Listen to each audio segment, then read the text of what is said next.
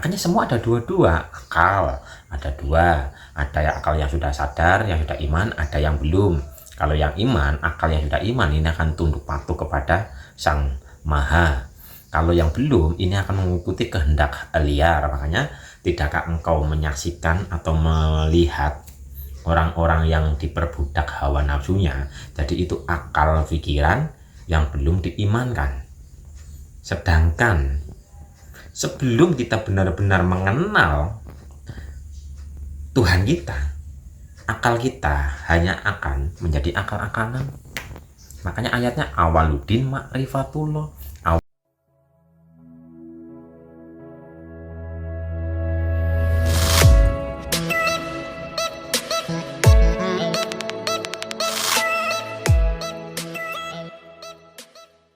Untuk bermakrifat dimulai dari mana dulu, Kang? Dari kita belajar pengetahuannya dulu. Kita belajar pengetahuannya, cerita-ceritanya. Setelah kita mengetahui dari pengetahuan-pengetahuan itu, kita praktekkan. Jadi kita kenali dulu alfalnya, karena kan Allah alif lam ha. Alif lam awal, lam akhir, ha. Kita kenali dulu alfalnya. Alfalnya ada hujan turun dari langit, kita sadari ya, yang menggerakkan awan, dari awan bergerak, air laut itu naik menguap, terus digerakkan oleh angin, terbawa oleh awan dan turun hujan. Siapa yang menggerakkan? Itunya dulu. Oh Allah. Siapa yang menggerakkan matahari berotasi, siang berganti malam, malam berganti siang, dan di situ tidak tabrakan karena tidak dahuluan gitu loh. Kan nggak ada namanya siang bisa memburu malam, malam bisa memburu siang, nggak ada, karena semua itu berotasi sesuai dengan rotasinya masing-masing. Siapa yang mengurusi semua urusan ini? Kan Tuhan kita. Jadi kita melihat dulu, kita melihat alfalnya. Kita melihat gerak angin, kita melihat gerak manusia, ada orang berbicara, ada orang bergerak, dan sebagainya. Kita sadari alfalnya. La haula wala quwata illa billahil aliyil azim. Tidak ada yang bisa bergerak tanpa kehendaknya, tanpa kuasanya, tanpa pertolongannya, tanpa izinnya. Jadi kita melihat sesuatu, kita pandang dulu alfalnya. Kita pandang alfalnya. Tuh, awal mula kita belajar dulu ilmunya, pengetahuannya. Dari pengetahuan kita proses laku, pembersihan batin, penyerahan diri. Kita dalam aktivitas kita lihat alfalnya. Setelah alfal kita lihat asmanya, melihat welas asihnya, kelembutannya, kebijaksanaannya, dan sebagainya. Kita lihat lagi yang lebih ini lagi kepada sifatnya, sifat 20 wujudnya. Nanti kita akan menyadari siapa yang memandang. Bukankah kita buta? Di saat kita buta berarti kan kita nggak bisa memandang. Kok kita bisa memandang?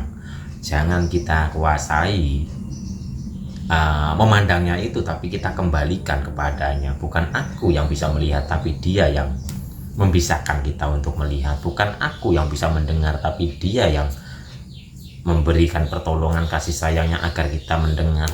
Bukan aku yang pintar, tapi dia yang menitipkan kepintaran ini. Jadi kita kembalikan, ya namanya serah diri atau pengembalian ini seperti itu Bapak Ibu prosesnya. Bukan aku yang berbuat kebaikan, tapi dia yang menggerakkan hatiku untuk berbuat kebaikan. Itu untuk diri kita. Kita melihat orang, untuk diri kita sendiri loh ya. Kita melihat orang yang sedang marah-marah umpama, untuk diri kita.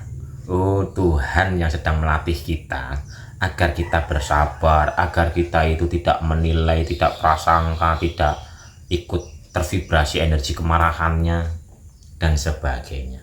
Jadi diawali dari dalam diri kita Bapak Ibu. Pahami dulu pengetahuannya, terus praktekkan ya teknik-teknik yang Bapak Ibu sudah ketahui.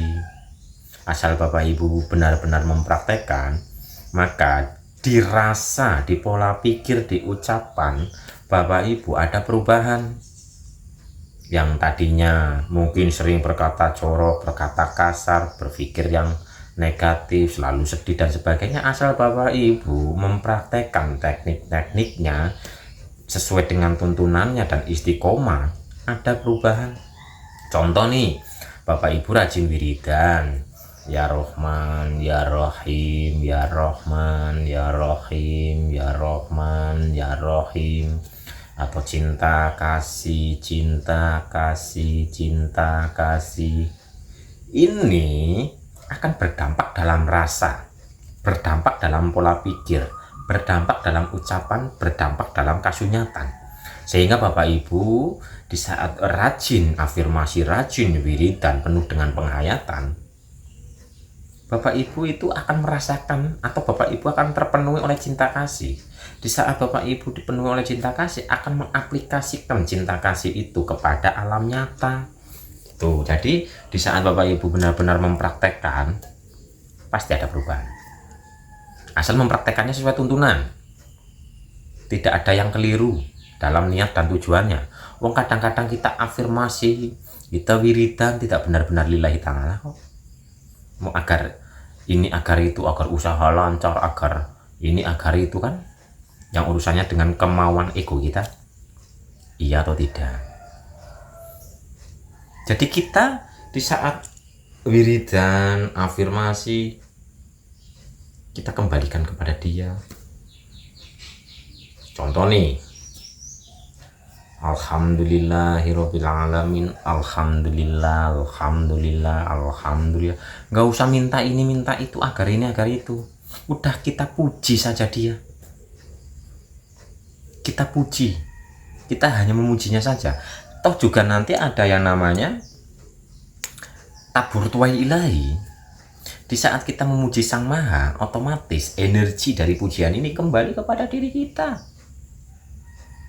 Jadi udah kita, ya Allah ya Tuhan kami niatkan untuk zikir atau wiridan lillahi ta'ala hanya untukmu ya Allah, hanya untuk memujimu, mengagungkanmu, memuliakanmu. Subhanallah, alhamdulillah, wallahu akbar dan sebagainya. Otomatis ini Bapak Ibu. Tapi di saat kita niatnya agar ini, agar itu, agar dan sebagainya, ini justru malah membatasi gitu loh, malah membatasi sehingga kita tidak mendapatkan yang murni.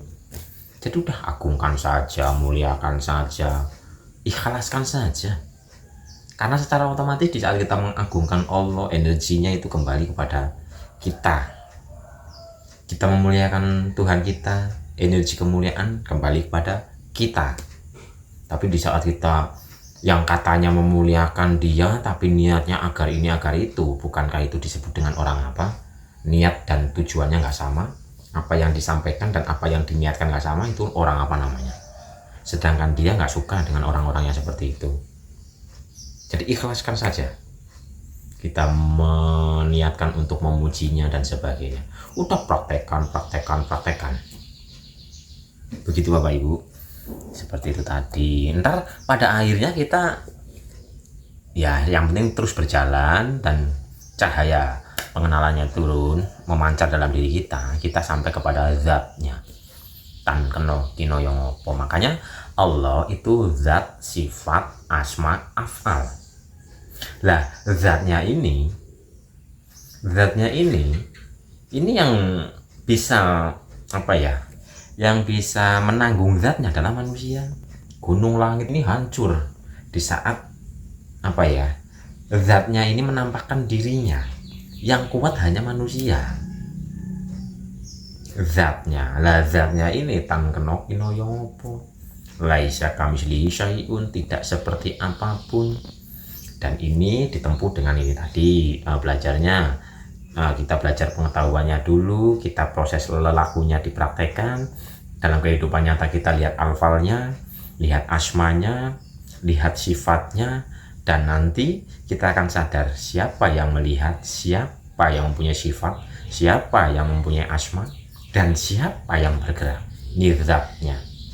Ini makanya kenalilah yang mempunyai nama. Nama Allah itu adalah nama dan kenalilah yang mempunyai nama. Di saat kita benar-benar kenal dengan yang mempunyai nama, maka nama dengan yang mempunyai nama tiada beda. Kenalilah yang mempunyai nama. Allah itu yang sejati, yaitu zat, sifat, asma, af'al, gitu aja. Dan dia lebih dekat dari urat nadi. Kenalilah. Jadi berproses Bapak Ibu, dan pengetahuan, keilmuan, pemahaman seperti ini itu nanti akan muncul dari dalam dirinya sendiri. Iso tanpa diwurui, asal kita berproses loh yo. Kalau bahasanya katanya ilmu laduni, yang hadir muncul dari dalam diri, cahaya pemahaman yang murni dalam diri kita mengalir kepada akal kita ini. Sehingga di saat cahaya pengenalan ini, cahaya kemurnian ini sudah mengalir kepada akal, ini disebut dengan akal sehat. Tapi kalau akal ini belum tercahayai oleh cahaya kemurnian, ini hanya akan menjadi kepintaran, bukan kecerdasan yang murni. Pintar bisa dengan membaca, melihat, menghafal, tapi kecerdasan murni itu akan terpancari oleh energi yang ada di dalam diri.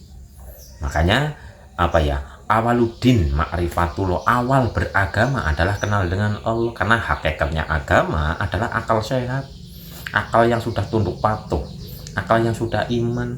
Jadi imankan dulu akal kita kepada hati, hati kita kepada rasa, rasa kita kepada cahaya, cahaya kita kepada Sang Maha Kuasa. Berproses, bertahap. Yang penting terus murnikan jiwa raga kita, terus bertumbuh, berkembang kembali kepadanya, berserah diri, agar kita benar-benar menjadi manusia yang utuh. Manusia pun ada dua, ada manusia yang belum kenal dengan dirinya, ada manusia yang sudah kenal dengan dirinya. Manusia yang kenal dengan dirinya ini disebut dengan insan kamil. Kalau manusia yang belum kenal dengan dirinya, di kitab-kitab banyak kok.